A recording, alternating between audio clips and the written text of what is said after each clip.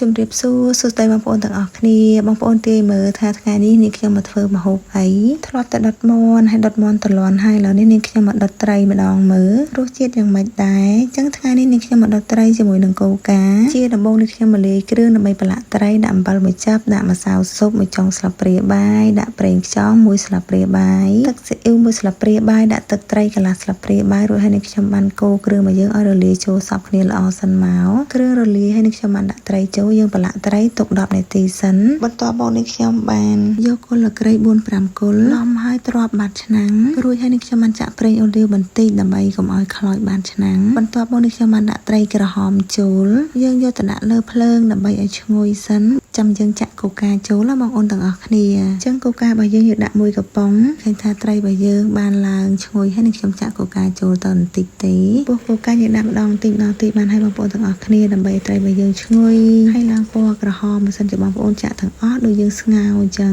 ចាក់ហើយយើងគ្របទុកមកហើយយើងឧស្សាហ៍មើលបងប្អូនទាំងអស់គ្នាហើយភ្លើងកុំដាក់ខ្លាំងពេកឃើញថាត្រីរបស់យើងចិត្តឆ្អិនហើយនេះខ្ញុំបានដាក់ស្ពៃក្តោបចូលស្ពៃក្តោបនេះខ្ញុំយកមួយក្តោបទេនេះឃើញថាឆ្អិននឹងស្ពៃក្តោបឆ្អិននឹងត្រីបងប្អូនទាំងអស់គ្នាបងប្អូនមើលតែវីដេអូតែដឹងហើយរសជាតិនេះខ្ញុំមិននិយាយទេគឺថាឆ្ងាញ់មែនតើហ្មងចំពោះត្រីបងប្អូនចង់ដុតត្រីអីក៏បានដែរបន្លែដូចគ្នាចង់ដាក់បន្លែអីក៏បានដែរអាស្រ័យលើបងប្អូនចូលចិត្តដោយសារនេះខ្ញុំចូលចិត្តស្ពៃក្តោបបងប្អូនទាំងអស់គ្នាមិនថាដុតមាន់មិនថាដុតត្រីទេគឺថាស្ពៃក្តោបដាក់ទៅជាតិហ្មងអញ្ចឹងនេះខ្ញុំក៏មានទឹកត្រីកោះកុងបន្ថែមផងដែរអញ្ចឹងបងប្អូនអាចសាកធ្វើញ៉ាំបានគ្រឿងផ្សំគឺថាតិចទេមានតែត្រីមានតែគល់លក្រីមានតែកូកាទៅយើងដុតត្រីបានហើយដែលមានរសជាតិឈ្ងុយឆ្ងាញ់មែនតើបងប្អូនទាំងអស់គ្នាអរគុណបងប្អូនដែលបានតាមដានវីដេអូនេះខ្ញុំតាំងពីដើមរហូតដល់ចប់